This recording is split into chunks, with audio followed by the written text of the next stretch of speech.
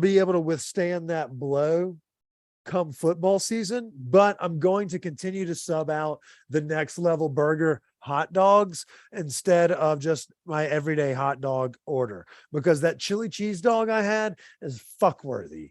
Like, I know that we're sitting here talking about all sorts of different meats, lingua, and we did the Big Eat or we did the Rare Steak Fest, but I tell you what, some of these meals that they have over there, they're so dialed in. And like I said last week, we don't even know what's actually in a hot dog.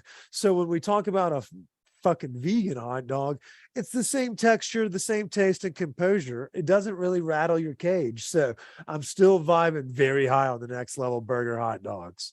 Speaking of next level burger, I ran into our friends at the Easy Vegan Sunday at the Pearl Street Farmers Market, and they just tried it.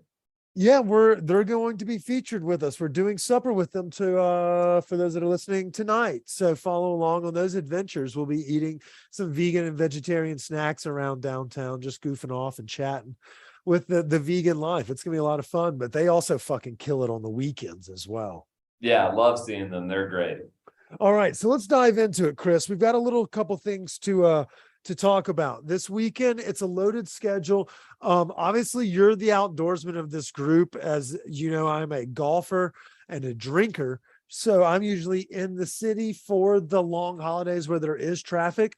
Give me a couple of spots where if you were trying to camp, you obviously need to leave Thursday. You need to leave Thursday. And if you are, what are some spots that you've kind of been vibing this summer that would be a good spot before we dive into music? For those that may be leaving town, give us some spots. I mean, I think you're best staying away from 70. Go down to Buena Vista, Cottonwood Pass area. They've got beautiful spots. They've got that, I forget the name of that lake down there, but we've camped there before and had great success and loved it. I think we did that last year. Was that dog friendly? Yeah, I think we did. I was on that one last year during the 4th of July. Yeah, so that one is a friendly one. I wanted to say that because, you know, some folks maybe listen to this as they're way up and they're like, ah, shit, our spot is taken. Look at this fucking dickhead in a 2-wheel drive car that's parked in the middle of the dirt road. So if they are pivoting, getting off 70 and going 285 is not a bad way. Yeah, now, or going up to Fort Collins area. Yeah, the Mish, Red Feather, that area, go a little north, and then a little bit west. Tuck yourself in there. Honestly, camping around Mishawaka is kind of a bitch just because it's always got music. And so there's a lot of people that are drawn by that. So you kind of lose the mystique of camping outdoors as you may be camping on top of one another. Or just say fuck camping and go up to some area like about an hour and a half outside of Denver and do a little day hike. There you go. And then you can get back for football season. Might I recommend, I don't know what the road is called, but you go through Georgetown. So you kind of get a little bit of that turn traffic right there at the Golden, I guess, intersection or whatever you want to call that. And they have a nice one on the back side of their little switchback up there. It's great for leaf peeping, but even before that, there's some off the road camping, dispersed camping, as they say. There's some good spots over there if you're trying to keep it close. Yeah. But if you want to be a debaucherous degenerate, let's dive into that. So starting Thursday, I'm going to turn off my phone so that I don't act like a fool.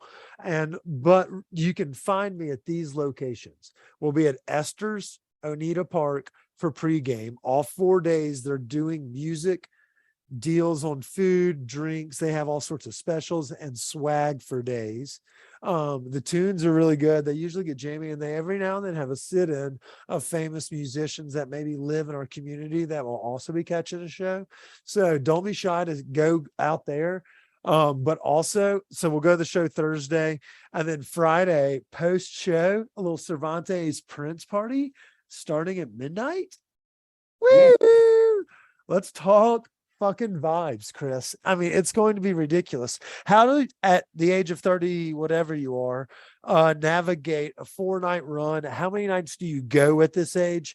As somebody that used to do the 3-night runs when they launched Phish Dicks 10 plus years ago. Right. I mean, for me right now, like one night's good for me now. Like I could do 3 if I really wanted to. But the thing is, never overdo it on the first night, which is hard to do because you get so goddamn excited. But just, ration yourself and then just be ready to feel depressed the next week as your serotonin levels come back to normal. Yeah, I think the marathon, not a sprint method, or what we say at every fucking thing we do. It's like, oh, let's not get drunk in the first 30 minutes. It's a long wine event. And then by the end of it, I'm doing like the fucking LeBron James with chalk up in the air.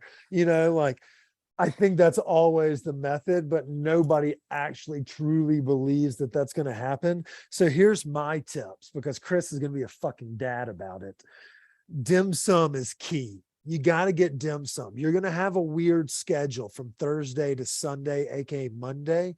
So what you're going to need to do to power through like days 2 and 3, Saturday morning, I'd recommend getting something like One Fold, a fatty duck breakfast like that, and then getting in front of a couch and a television with air conditioner and cocktails and watch the early slate of football before going to the lot, because it's going to be a piper.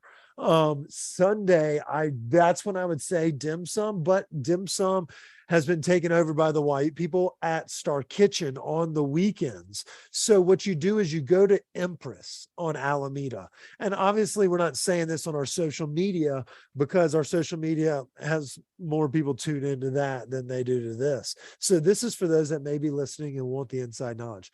Go to Empress on Alameda.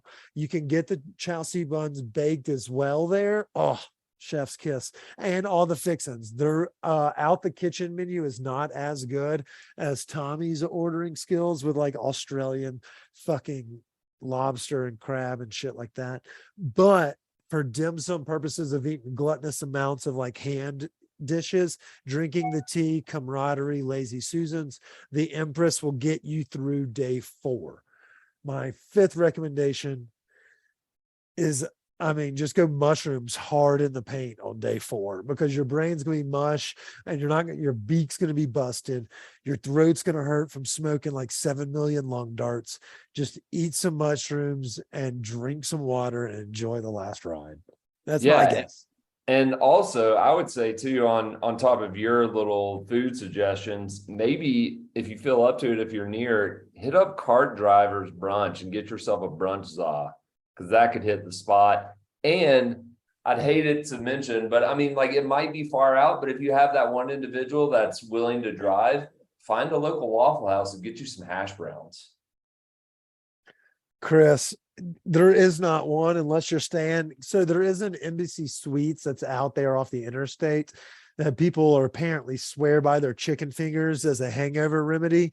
And it's because a lot of people that fly into town stay there for fish. And if they do, they need to go check out Seton Smith's dispensary and grow right there on Oakland Street.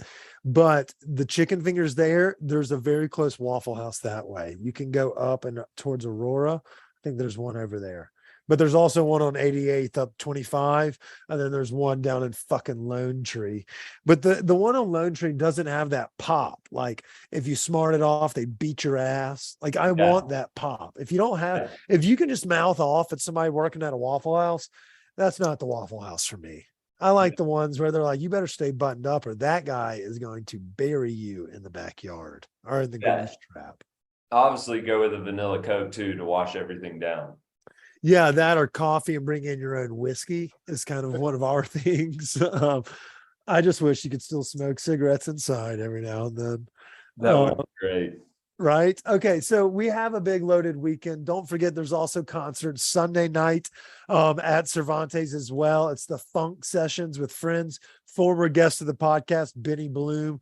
A bunch of other members of Lettuce will be joining them. Adam, I can't remember who else, but it's going to be a family affair down there at Cervantes. So if you're looking for late night tickets, if you're looking for late night things to do, there's a couple pop-up parties, tanks, things of that nature, but there's also some kick-ass parties down at Cervantes. So if you're looking for concert vibes after the concert ends, go check out our friends over at Cervantes. Besides that, Chris, I think we've done all of our, we've recapped last week. We gave everybody a heads up for this week. Are we missing anything? No, not that I can think of. Just have fun out there. Yep. Well, without wear a condom, maybe 2. Drink water. It's going to be fucking hot. Jesus fuck, it's gonna be so miserable. And college football's here. So if you have any good bets, we'll talk about those next week when pro football starts. But yeah, it's DGen Nation. We're about to get after it. I'm excited for our Thursday night adventure. Yes, sir. Well, y'all enjoy our guest chef Roz joining us from Lucina Eatery and Park Hill, right there. I can't Kearney Street. I think it's on Kearney Street. Yep. Y'all go check it out. It's really fucking delicious South American and Latin American cuisine. And I hope everyone has a safe Labor Day weekend. And we'll see you next time. Welcome back, and we got our sit-in interview of the week. We're sitting there with Chef Erasmo Casiano. That's right. That was like perfect. Thank you, Chef. It was like hooked on phonics perfect. No, it's perfect. He's got perfect on his podcast. If you rolled the R, it probably would have been better, but we'll take it.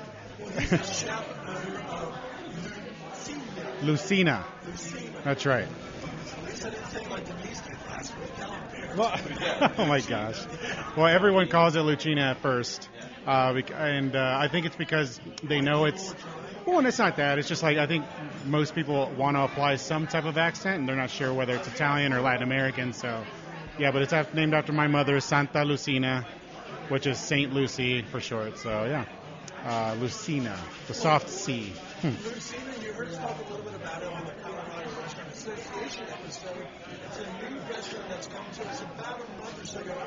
It's a summer fresh restaurant coming out from Park Hill. We're at 2295 Kearney Street. It's a gorgeous little, like, what do you call it, a nook? Because you kind of sneak away and you kind of feel like you left Colorado, you left suburbia, and you found yourself a nice little bar. You got some floral patterns on the wall that brighten it up. It's fucking great. Chris's microphone is off.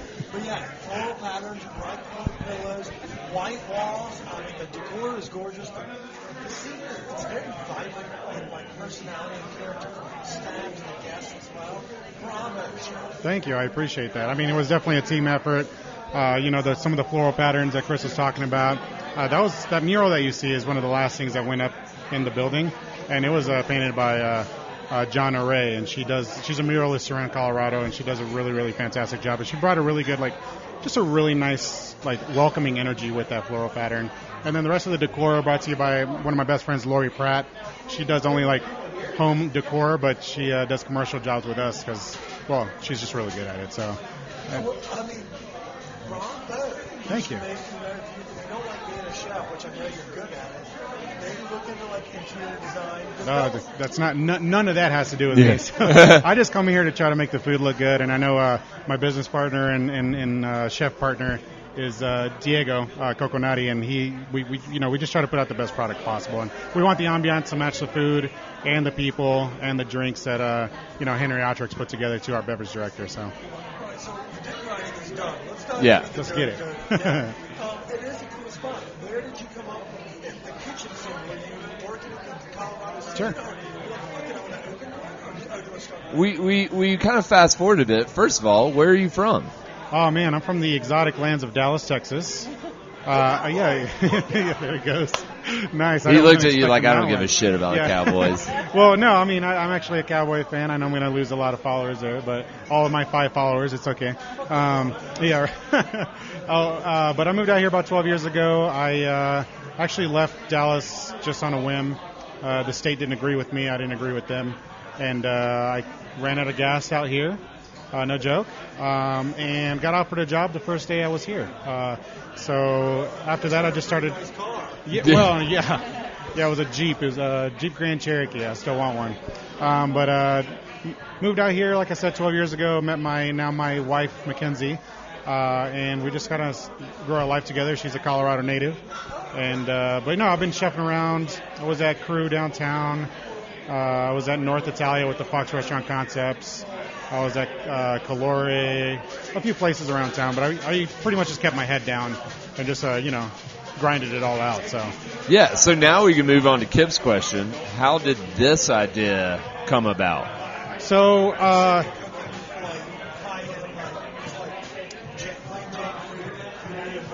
it wasn't so much like...